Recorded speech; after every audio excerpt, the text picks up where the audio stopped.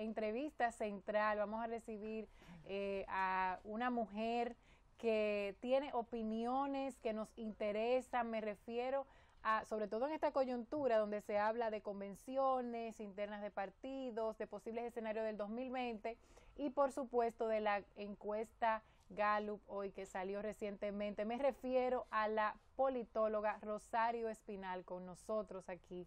Buenos días, Rosario. Buenos días, ¿cómo están? Buen día, profesora, gracias por acompañarnos tan temprano en la mañana. Así es. Profesora, vamos a empezar por el escenario que tenemos actualmente. A 2 años de las elecciones ya comienzan las encuestas a salir, comienzan a salir figuras nuevas que uno nunca había visto, ni que se imaginaba que podrían ser en escenarios presidenciales. ¿Qué usted ve, por ejemplo, en la última encuesta que salió en la Gallup? Bueno, mira, con las encuestas, o específicamente con esa o cualquier otra que salga en estos días, lo primero es que estamos lejos todavía de las elecciones. Entonces, esas encuestas pues dan una cierta idea de por dónde andan las cosas ahora, pero no necesariamente reflejan lo que va a ocurrir. Puede que sí, puede que no. O sea, encuestas muy lejanas de un momento electoral hay que tomarlas siempre con precaución.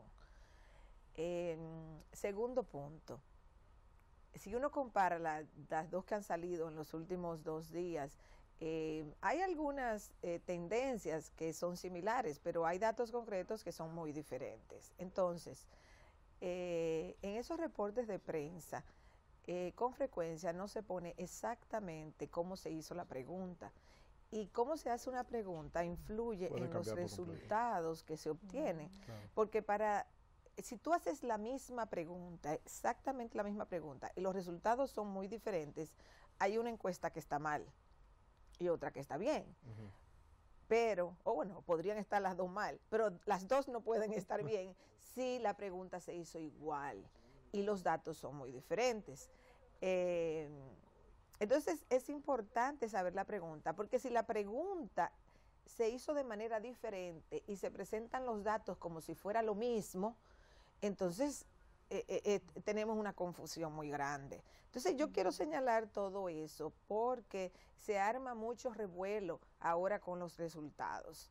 Entonces tenemos que tener eso en cuenta. Si la pregunta se hizo exactamente igual, ¿por qué puede haber discrepancia entre dos encuestas hechas más o menos al mismo tiempo? Doctora, en relación a eso, vimos la encuesta Gallup, da una serie de números, de tendencias, hay también un alto porcentaje de indecisos, que eso también es algo a considerar. ¿Qué opinión le merece esta encuesta Gallup que sitúa, por ejemplo, a Luis Abinader con un 18.8%, a Leonel Fernández con un 14.8%, al mismo nivel que Danilo Medina, que es el actual presidente de la República, igual con un 14.8%? Que probablemente de aquí a 1 año o a 1 año y medio esos números no van a servir de nada, porque ¿qué se puede sacar que puede tener utilidad de esa encuesta? Se puede sacar que hay muchos indecisos todavía, y eso es normal, porque la gente ni siquiera sabe quiénes van a ser los candidatos.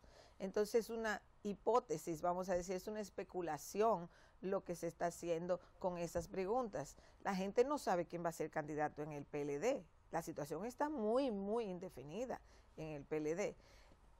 ¿Por qué sale Luis Abinader con más que Hipólito, vamos a decir?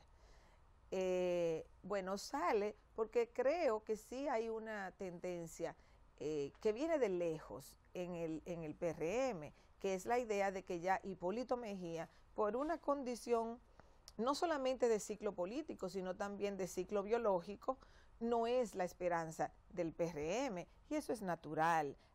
A pesar de su carisma, indiscutiblemente Hipólito tiene un gran carisma político y una gran energía política, pero él es una persona que ha competido 3 veces en elecciones, que gobernó 1 vez, y que por su propia edad ya es una persona que no puede representar un futuro, porque aunque Balaguer estuvo en la política hasta los 90 años, pero recordemos que ya Balaguer en sus últimos años de vida, todo el mundo sabía que iba en decadencia, porque es una condición biológica natural. Entonces yo pienso que en ese sentido, como hay 2 figuras Luis Abinader va a ser el beneficiado dentro del PRM. Eso está claro en las encuestas. Él saca mucho más, un porcentaje mucho mayor en intención de votos que lo que saca Hipólito Mejía. Y yo creo que ahí hay un mensaje para la dirigencia del PRM.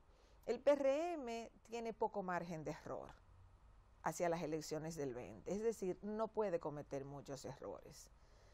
Y uno de los errores que podría cometer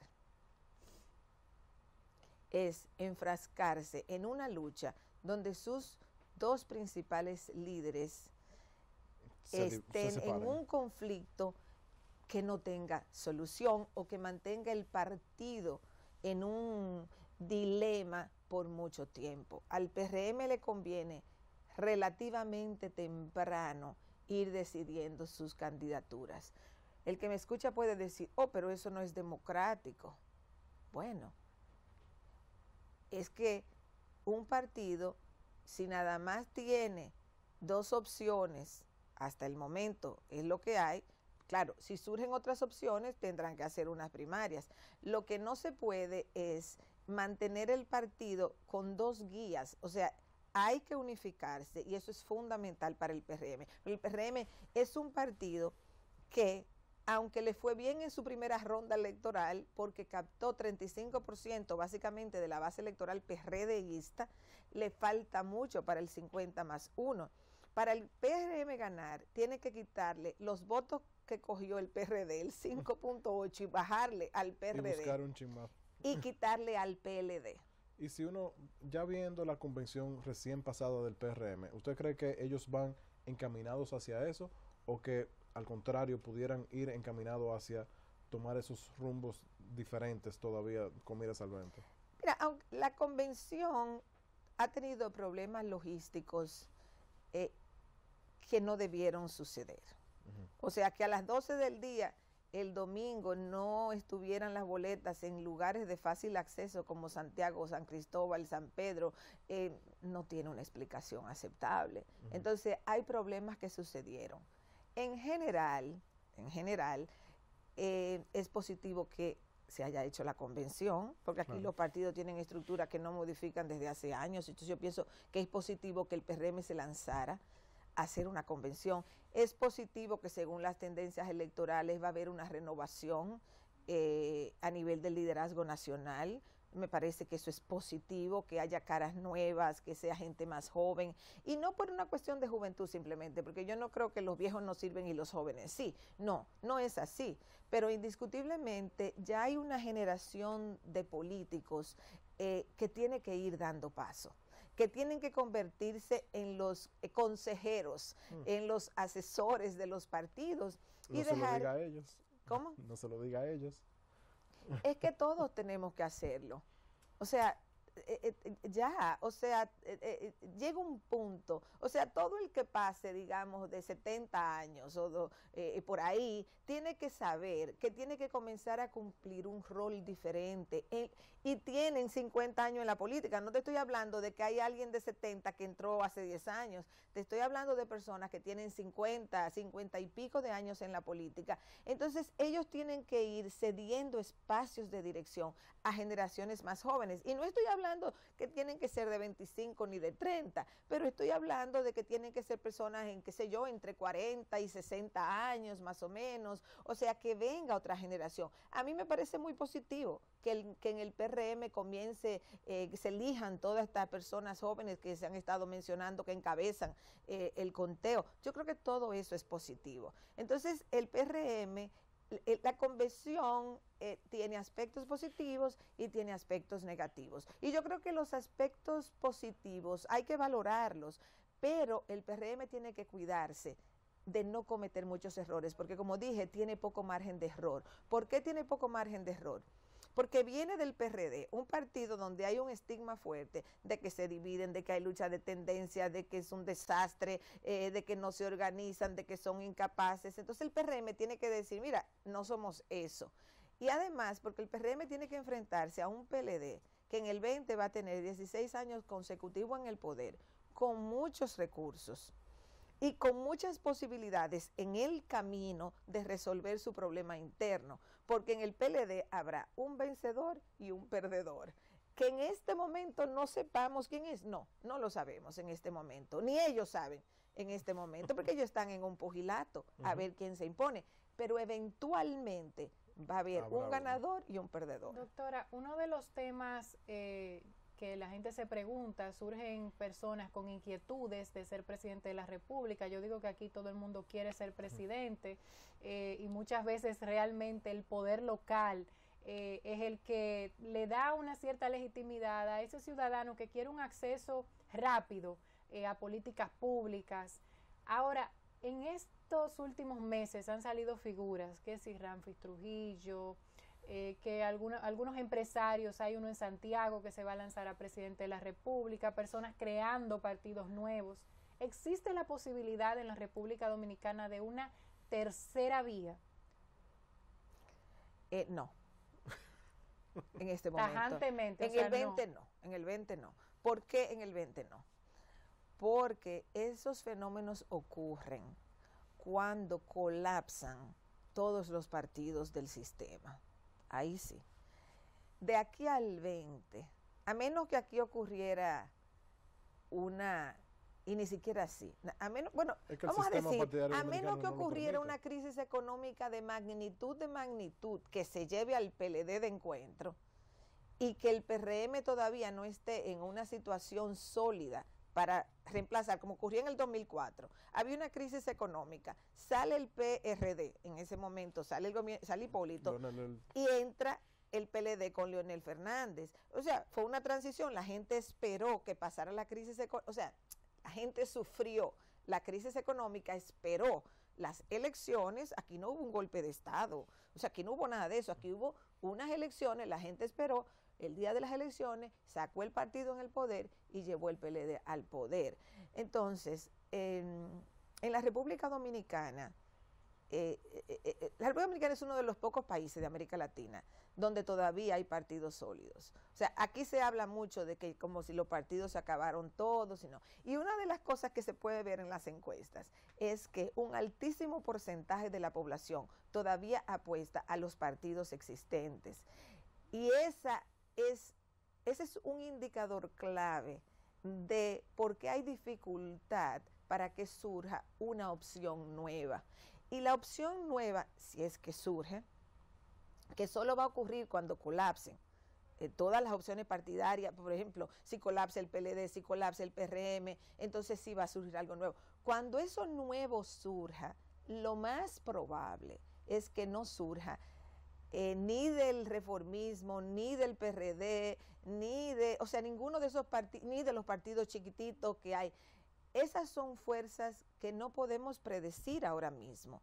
¿Quién las va a empujar, a encauzar? Porque generalmente son personajes nuevos en la política. Pero déjeme hacerle una pregunta que me llamó mucho la atención cuando vi la encuesta en New Link anoche, que la primera pregunta que hacen es precisamente esa, si uno votaría por otro partido, por un tercer partido, y creo que el 60% dijo que sí.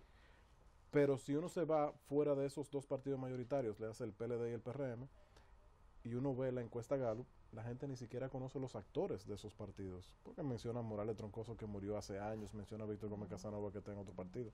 O sea, situaciones que son irreales. Entonces, ¿dónde deja eso el sistema político dominicano en cuanto a la valoración de los políticos? Porque todavía tiene que ser un político que gane. Si tú haces por el sistema que tenemos. Si tú haces esa pregunta en cualquier país del mundo, muchísima gente te va a decir que quisiera una opción nueva. Claro. ¿Qué pasa? Entonces la pregunta ahí tiene... que esa pregunta... Tiene que ser ¿por quién votaría? Esa pregunta tú la tienes que poner en el contexto de las ofertas partidarias. Porque si llegan las elecciones y las ofertas, vamos a suponer, las ofertas son PLD y PRM. Y los dos tienen una oferta de candidaturas, esos son los dos principales partidos. Ok, ¿qué va a hacer la gente?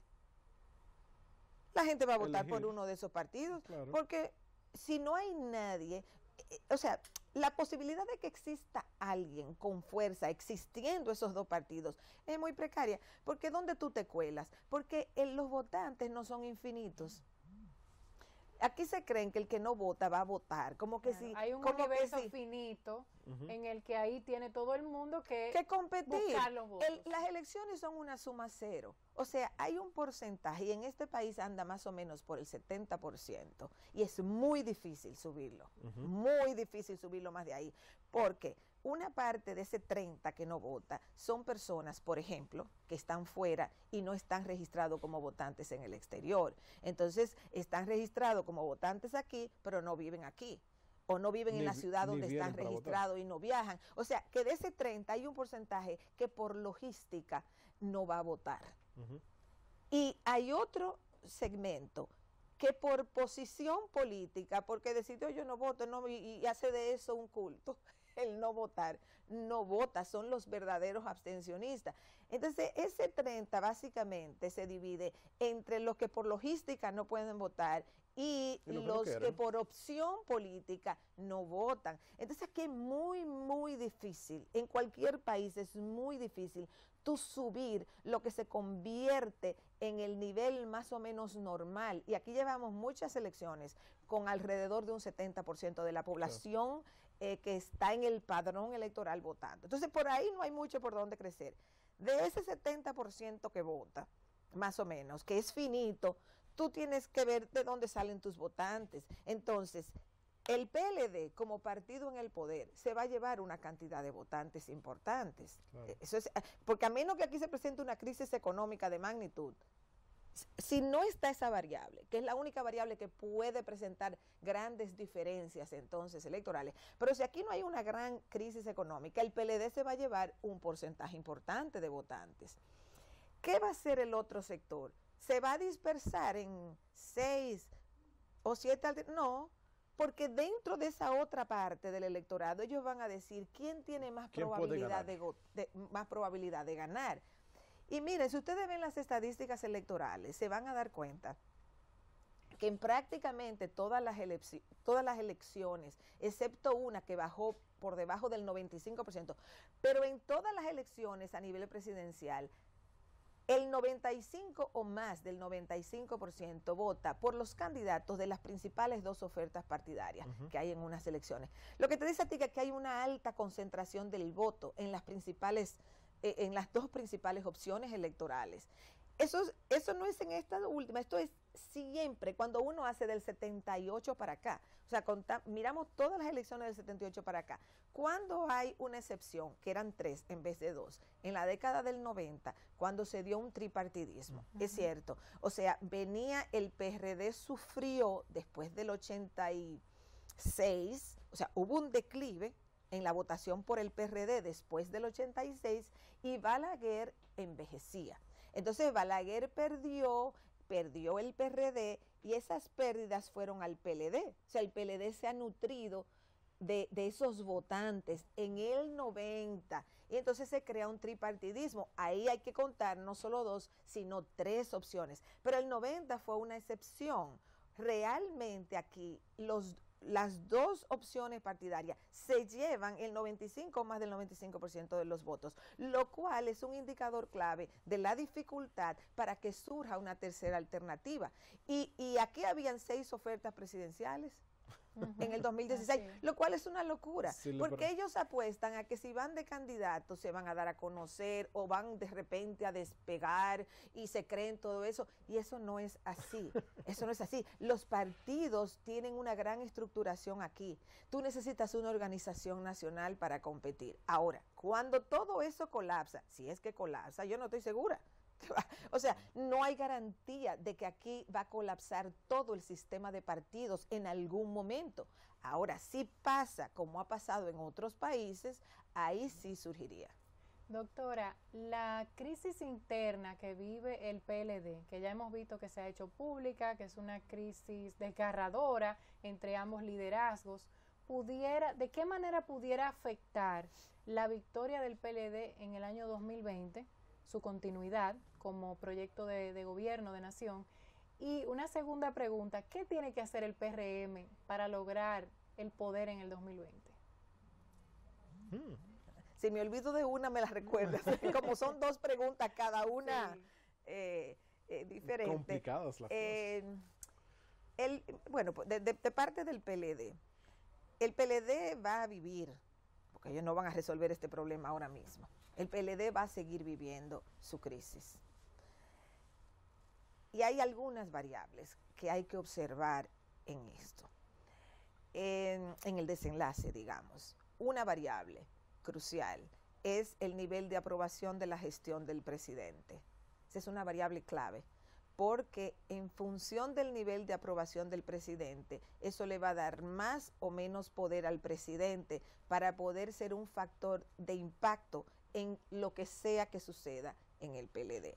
¿Sea él el candidato o otro?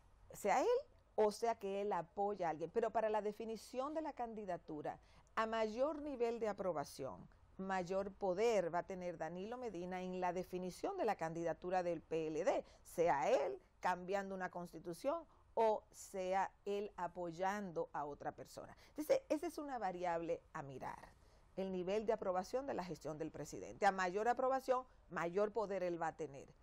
Si él tiene más poder, si él tiene una alta aprobación y él tiene un gran poder en la decisión, entonces la decisión que sea se va a ir por su lado y él va a salir siendo el ganador. Porque en el PLD va a haber un ganador y un perdedor. O sea, ahí es muy difícil que pueda darse una solución pactada, a menos que ambos, lo cual no se ve en este momento, a menos que ambos pacten una tercera candidatura que no sean ninguno de ellos dos, ni Danilo Medina ni Leonel Fernández. Eso sería lo mejor para ellos, pero ahí hay una disputa. Pero Leonel no lo haría porque él está facultado para poder ser candidato. Pero para Leonel, él quiere ser candidato, entonces a él le va a dar mucho trabajo pactar para otra persona. Pero si Danilo y Leonel pactaran para una tercera candidatura, digamos que ambos apoyen, pues ahí podrían solucionar su conflicto. En este momento esa opción no se ve. Pero todo es posible en política. Ahora, eso sí es crucial. ¿Cuál es el riesgo para Leonel Fernández? Que si el nivel de aprobación de Danilo Medina aumenta, se le hace más difícil la lucha a Leonel Fernández. Pero si el nivel de aprobación de Danilo Medina baja significativamente, se le crea un problema al PLD. Claro. Y un problema al PLD le es perjudicial a Leonel Fernández. Entonces, el PLD al final, el comité político, que es quien va a decidir esto, al final va a mirar qué candidatura es más viable para ellos y por ahí es que se van a decantar. Y en 30 segundos para que el PRM Del PRM, para que el PRM pueda competir efectivamente. El PRM tiene que organizarse cada vez mejor, mostrar disciplina partidaria, mostrar eficiencia partidaria y hacer propuestas específicas hacia futuro. No es suficiente para el PRM criticar el gobierno. El PRM necesita cautivar un segmento amplio de la población, porque el PRM tiene que buscar subir de un 35 a un 50 más 1 y tiene que salir a buscar esos votos. Y de la única manera que los consigue es quitándole votos al PLD. Entonces, ¿dónde tiene que ir a buscar esos votos? Fundamentalmente a las capas medias, porque ahí es donde están los posibles votantes si no hay una crisis económica. O sea, si no hay una crisis económica, el PRM solo se va a hacer atractivo a las capas medias si muestra disciplina, organización, eficiencia y propuestas de qué va a hacer que a la clase media le dé seguridad. Ese es el desafío que tiene el PRM. Bueno, muchísimas gracias, profesora, por esta información. Definitivamente en estos días seguiremos analizando estas encuestas y la valoración de lo que ha sido la convención del PRM. Gracias por su participación. Gracias. Continúen ahí, seguimos y volvemos en breve.